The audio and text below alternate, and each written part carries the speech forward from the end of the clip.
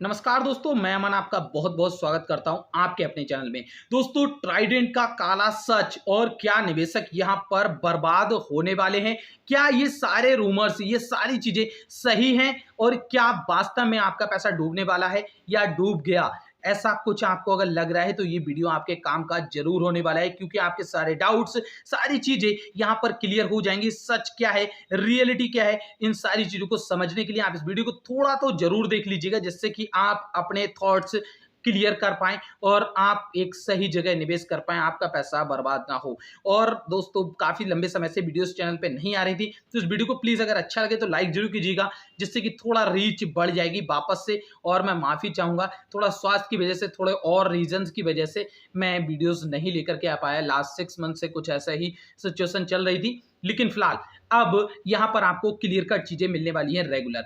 अब देखिए दोस्तों, ट्राइडेंट की हम बात करते हैं तो आपको पता है इस कंपनी को राजेंद्र देसाई जी ने खड़ा किया और आज इस लेवल तक पहुंचाया, जमीन से लेकर आसमान तक की दूरी उन्होंने तय करने में लगातार साथ दिया। और आज मतलब कुछ समय पहले उन्होंने कंपनी को छोड़ दिया, और जिस वजह से आपने बहुत सारी न्यूज देखी, बहुत सारी चीजें और बहुत सारे सोच आपने अपने मन में बना ली कि अब कंपनी बर्बाद होने वाली है क्योंकि उन्होंने कंपनी छोड़ दी। लेकिन आपको यहां पर यह चीज समझनी चाहिए, वो एक ऐसी एज की तरफ पहुंच चुके हैं जो कि स्वास्थ्य को देखना बहुत जरूरी है, और उन्होंने इस फैसले को स्वास्थ्य की वजह से लिया है और अपने पारिवारिक रीजन की वजह से ये फैसला लिया है, जो उन्होंने कंपनी के ऐसे पद से इस्तीफा दिया है। अब उसका रीजन क्या है, देखिए अभी आपको पता होगा हमारे बीच बिग बुल नहीं रहे, जिन्होंने पैसा तो मार्केट से बहुत कमाया, लेकिन 62 इयर्स की एज में वो हमें छोड़ करके जा चुके हैं। अब यहां पर आप देख सकते हैं कि पैसा ही सिर्फ जरूरी नहीं है,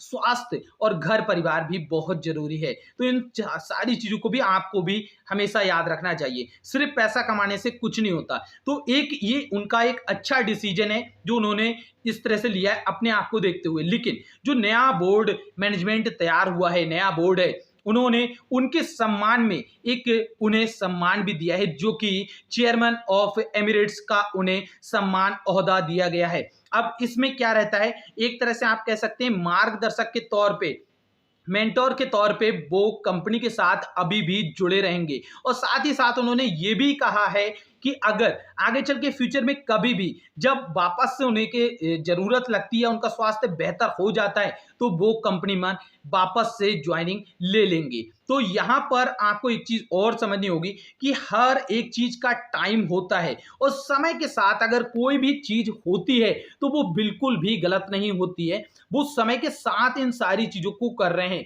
मतलब एक टाइम है रिटायरमेंट का, अगर वो ले रहे हैं तो इसमें कोई गलत नहीं है। उन्होंने कंपनी को छोड़ दिया, कोई गलत नहीं है।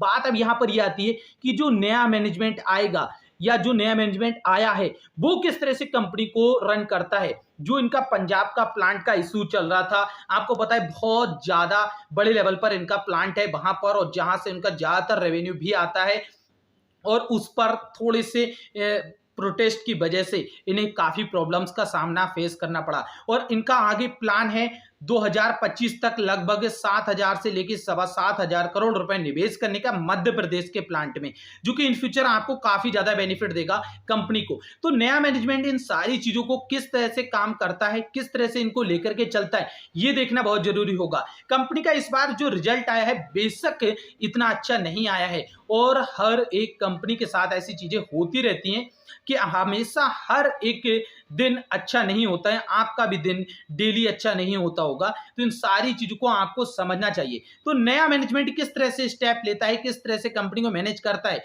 वो देखने वाली बातें होंगी, और आगे चल के तब आप इस चीज पे एक सही डिसीजन बना पाएंगे। ये कोई इतनी बड़ी चीज नहीं है कि आप सोचे कि अब कंपनी बर्बाद हो गई। देख सकते हैं लास्ट के कुछ दिनों के अंदर स्टॉक में आपको गिरावट देखने को मिली, सिर्फ ऐसे ही रीजंस की वजह से। देखिए 40 रुपीज के ऊपर ये स्टॉक चल रहा था, और जैसी ऐसी न्यूज आई स्टॉक सीधा नीचे आ गया।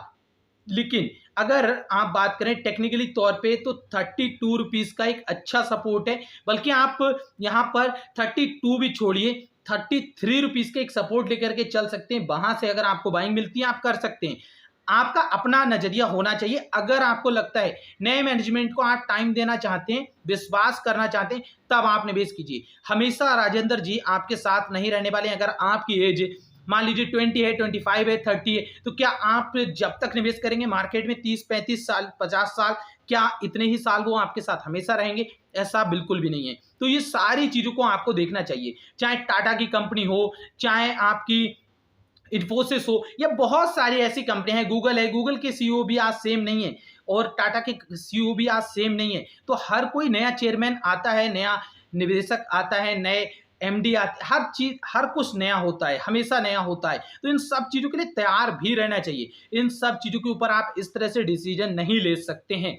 और ये एक अच्छी चीज है कि उन्होंने अपने स्वास्थ्य का भी ख्याल किया है, आपको भी करना चाहिए। तो यहाँ पर कंपनी से डरने की और भागने की जरूरत नहीं है। अब कंपनी के साथ आपको 2-3 क्वार्टर देखना चाहिए कि अब कंपनी किस तरह से वर्क कर रही है, किस तरह से रिजल्ट आ रहे हैं, किस तरह से सारी चीजें हो रही हैं, इंप्लीमेंट सही से हो रही हैं या फिर नहीं हो रही हैं। तब आप एक बेहतर डिसीजन ले पाएंगे कंपनी को लेकर के।